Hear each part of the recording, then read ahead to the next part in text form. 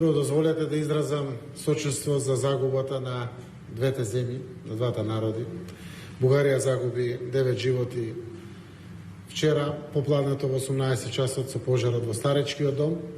Северна Македонија изгуби 46 животи, пред се млади деца, 11 деца, а и другите се млади луѓе, во една страшна трагедија која што се случи со македонскиот автобус, кој што на враќање од Истанбул преку Софија кон Благоевград за да оди према Северна Македонија, да се вратат дома, се случи страшна трагедија.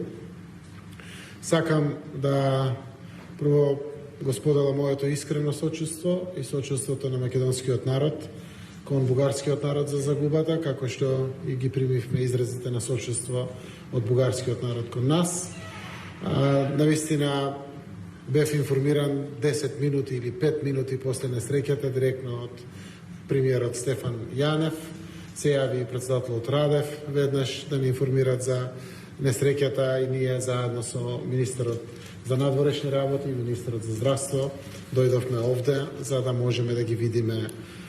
луѓето кои што успеа да останат живи во болницата, а секако и да се видиме со раководството на Бугарија за да можеме да ги дознаеме и деталите и сите можни информации. Соработката е на високо ниво помеѓу двајцата председатели на државата, помеѓу нас, двајцата премиери, помеѓу министрите за надворешни работи, министрите за здравство, министрите за внатрешни работи, дури и обвинителите заедно со сите служби, се во постојана координација и соработка. Довербата во институциите едни со други е голема и така најдобро ќе им служиме на граѓаните, кога ќе им дадеме сите неопходни информации од истрагата, што се причините за да се случи несреќата и како се случила самата несреќа, затоа што болката е голема кај двете земји, кај двата народи, но семејствата кои што изгубија членови на семејства, навистина нивната болка е ненадоместлива. Јас имав прилика да ги посетам 7 наши сограѓани во болницата овде во Софија. Сите се во добра состојба, надвор се од животна опасност, некои се со полесни повреди, некои се со малку потешки повреди и секако во координација заедно со нашите здравствени власти, тие наши сограѓани кои што ќе бидат подготвени да се вратат дома во болниците во Скопје или на домашно лекување во Скопје или во градовите од каде што доаѓаат, секако ќе бидат и транспортирани. Она кое што сите ги интересира, а тоа се дали знаеме нешто повеќе за причините, јас не би коментирал заради тоа што треба експертите и професионалците да ги кажат сите детали од самата истрага, затоа што само така е исправно. Денеска исто и во Скопје владата на Република Северна Македонија има седница и се подготвува решение за прогласување на денови на жалост.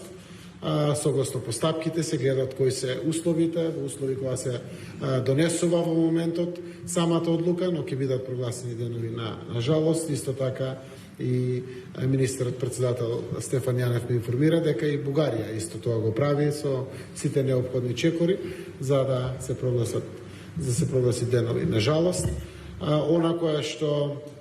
исто така сакам да го споделам е благодарноста за промптноста во јавувањето и информирањето.